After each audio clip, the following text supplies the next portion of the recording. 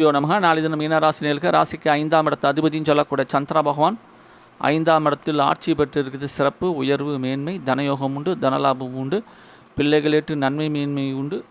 யாருடைய நட்சத்திரகால் பாருங்கள், ராசிக்கு 4ஆம் இடத்தில் ஆட்சி பெற்ற கிரகத்தினுடைய நட்சத்திரம்.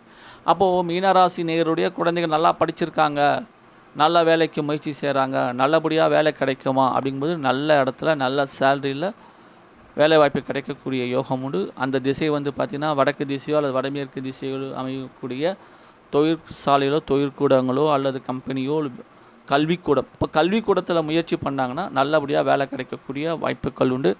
புதிய புதிய பாடங்களை படிக்கக்கூடிய யோகம் உண்டு. புதிய கல்விகளை கற்கக்கூடிய யோகம் உண்டு. மொத்தத்தில் எல்லா விதமான ஏற்றத்தை தரக்கூடிய உன்னதமான உயர்வான நாள். தொழிலாகட்டும், பிஸ்னஸ் ஆகட்டும், கல்வி ஆகட்டும், வேறு எந்த கலைகள் ஆகட்டும் எல்லாமே படிக்கலாம். நன்றி, வணக்கம்.